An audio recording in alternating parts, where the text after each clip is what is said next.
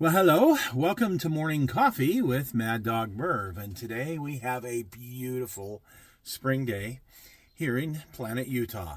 Let's see what we've got going on the channel today, shall we? Oh, that's good. Welcome to Morning Coffee. Maddog Merv today. Got our French roast this morning Bagel. again. No wonder I'm a big fat guy. I mean, And then holy they cow. I always had a schmear. A schmear. So he's probably going for bagels. He's trying to steal Oh my gosh, I can't even believe it.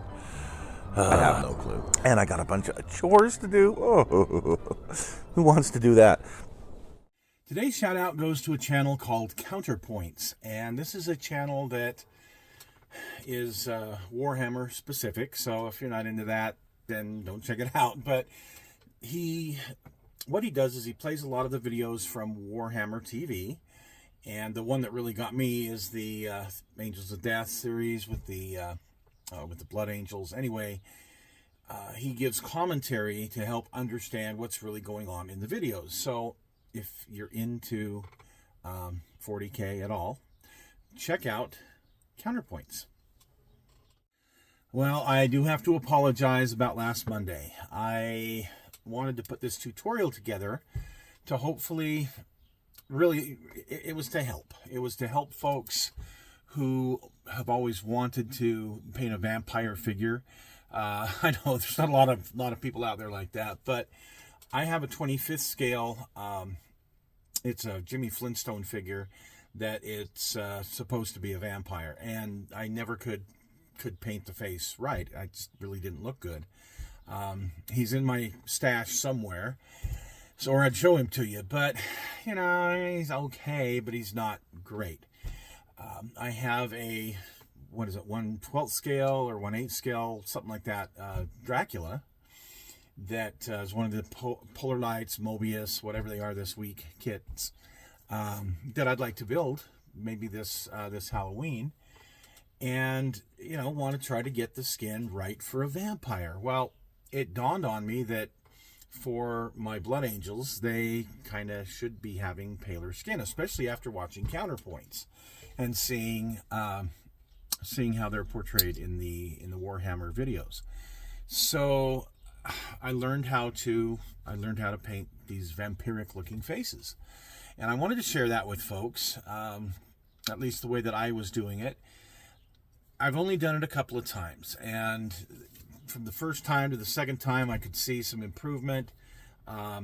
Trust me, brushes are key. Good brushes are a key, and lighting is key to getting it done right.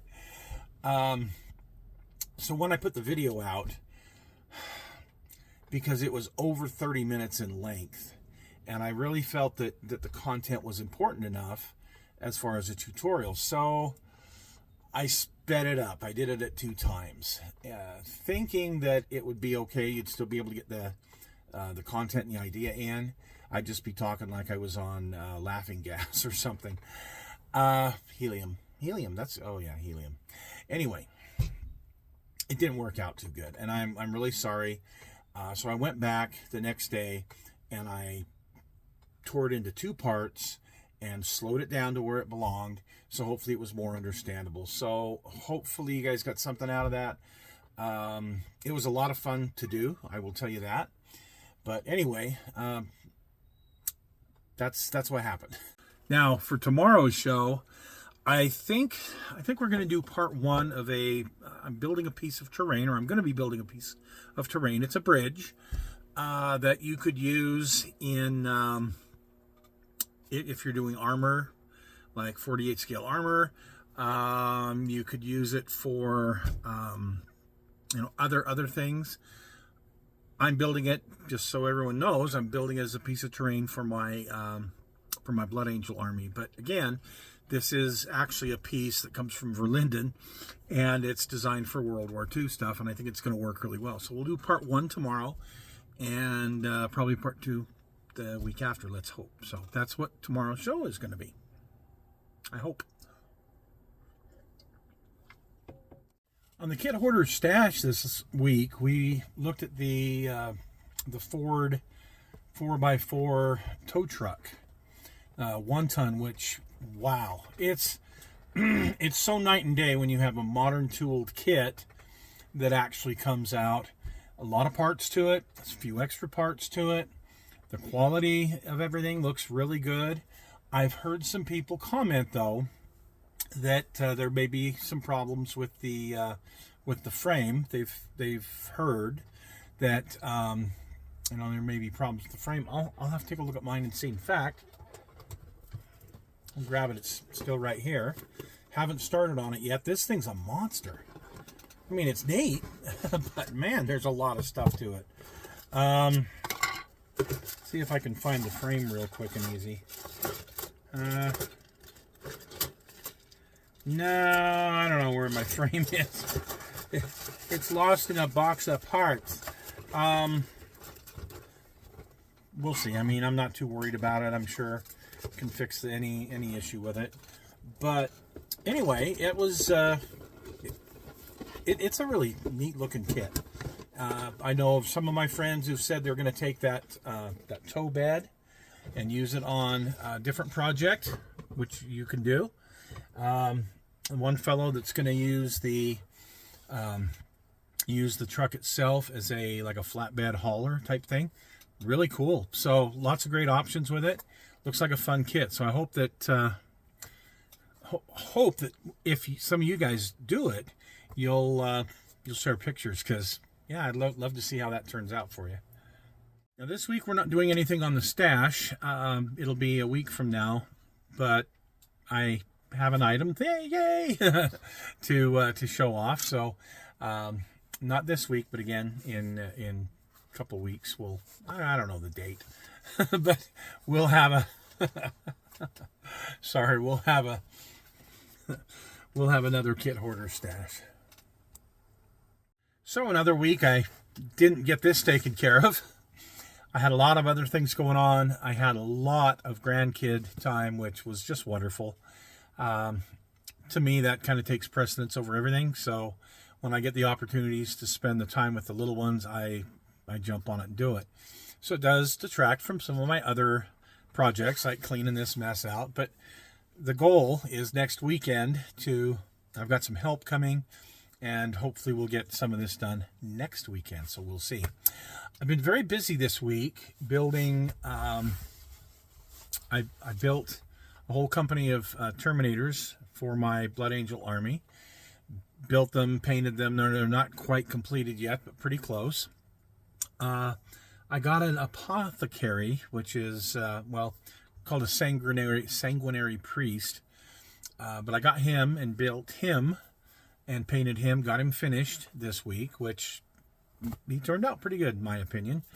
I was looking at some of the heads that I painted back in September, October, and I compare them with some of the work I'm doing now, and I'm like, wow, I can actually see a difference. So, practicing on 200 figures has definitely helped a little bit. I do have one special thing though I wanted to share with you guys. So in my army, there's supposed to be 2 lieutenants, and according to the codex, there's one of them is named, and that's this guy here.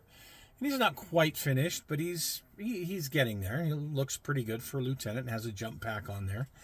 But the other one, I decided to, since I didn't have a known name for him, I decided to name him after one of my friends. So, Chris, you'll get a kick out of this. This is Lieutenant Krog. Yes, you are a Warhammer figure now. You're been bumped up to a lieutenant, by the way. So, I've been working on this, getting the how can I put it? Getting the squads color coded. So, for example, this is the 5th squad, and they have the green on the bottom of the base, and they have these bases. For my Terminators, my first squad has these marble bases, and so far nothing on the bottom. And my 10th squad has these industrial bases with kind of a light blue on the bottom. So I'm trying to get that kind of an organization to all of this stuff I'm doing. So it's been busy, it's been productive, and it's been enjoyable. I also picked up a couple of terrain pieces that I will share with you guys soon that I'm going to be doing some work on. So yeah, busy time modeling the 70 Camaro. Well, I did some painting on it. I did some painting on the chassis, but then I ran out of the color I needed. And I haven't been back over to replenish that color yet. So I got slowed down a little bit on that. Hopefully I'll have that car done in a couple of weeks. We'll see how things go. But anyway, it's been a great time to be a modeler. Spent some time yesterday at Kit Links. They had their open house, but they didn't advertise it very well. So there was only a couple of folks that showed up. But it was very productive as far as me going through some of the old binders that he had collected, getting out decals and other merchandise that they could get into the system and get sold. A lot of that stuff is way out of production, which is really cool. Kit Links does have a lot of out of production kits. They get a lot of things from collectors. They got, and I can't remember, it was like 200 or 500. Anyway, there's a bunch of 32nd scale aircraft from a collection not too long ago, and probably a third of them are gone already. They moved really quick. There's some good kits in there. There's some Kitty Hawks, which are hit and miss. There's a lot of old Revell and a lot of old Hasegawa, which are fun nostalgic kits, and some other stuff in there. So I mean, it even tempted me, but I don't need another aircraft right now. In fact, I don't need another model right now because I got plenty to keep me busy. So anyway, guys, thanks for joining us today. We will see you tomorrow